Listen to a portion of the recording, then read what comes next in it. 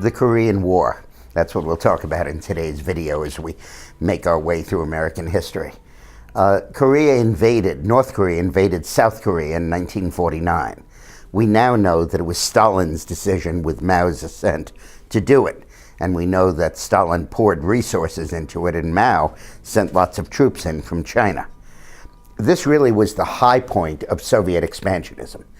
They had earlier threatened Berlin and had to back down, threatened Greece and Turkey and had to back down, and had taken over Eastern Europe from Poland to Bulgaria and had a coup in Czechoslovakia and taken that over as well. The question now was, could they use overt military force to expand communism? And for all the rhetoric about the Vietnam War, about how crucial that was, it was the Korean War that really was crucial. After that, Russia never attempted an overt military action to extend communism, except in Afghanistan, where they had their head handed to them. So this was really the key matter, and Harry Truman was magnificent. The minute they crossed the border, he said, we're going to stop this, we're going to roll it back. And actually, he had opened the door for the war because Dean Acheson, as Secretary of State, had identified the crucial interests of the United States and had forgotten to mention Korea. And the communists took that as a sign that we wouldn't defend Korea, so they attacked. But Truman was resolute in saying, we have to reverse this. And fortunately, Russia was boycotting the Security Council at the time because they were mad over something or other.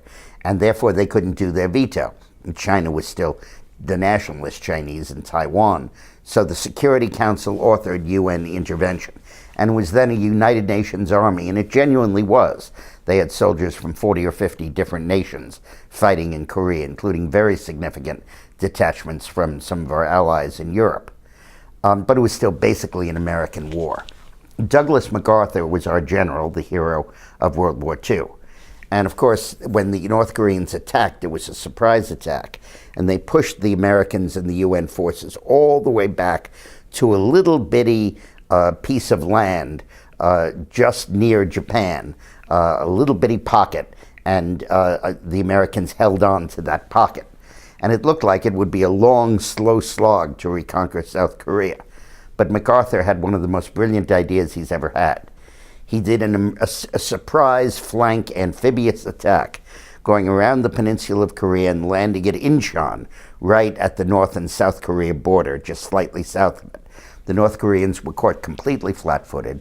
He delivered a whole division in their rear. They fled like hell to try to get up to North Korea before they were cut off.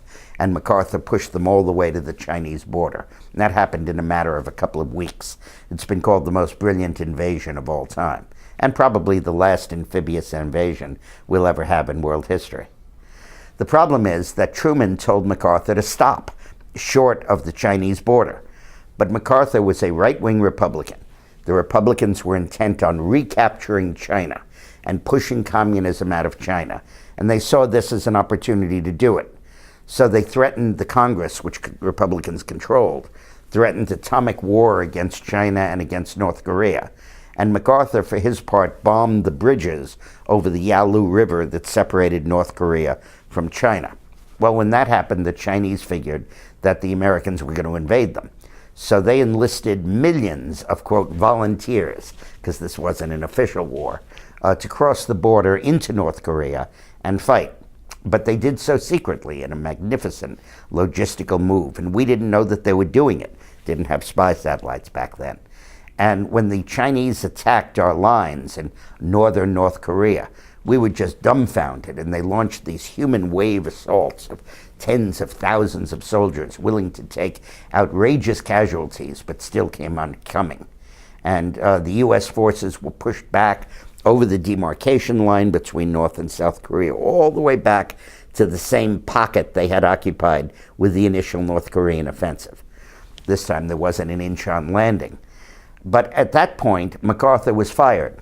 Truman got rid of him because MacArthur kept talking about going on to China and equipping Chiang Kai-shek to invade China, the leader of Taiwan, and Truman was having none of that. He made clear this is just a war to restore the status quo before and punish the military action by China and Russia and North Korea.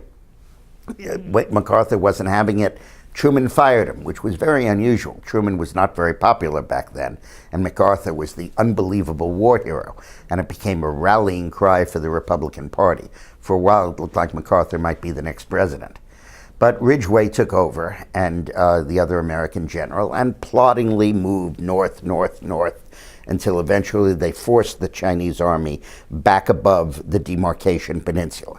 And then it sat there. Nobody advanced, nobody retreated. It was essentially a stalemate, partially because we weren't willing to sacrifice so many men to try to recapture territory we were ultimately going to give up diplomatically. Well, when Eisenhower ran for president in '52, his slogan was, "I shall go to Korea." And he said, "I'm going to stop this war, I'm going to end this stalemate." And people were very anxious to do that.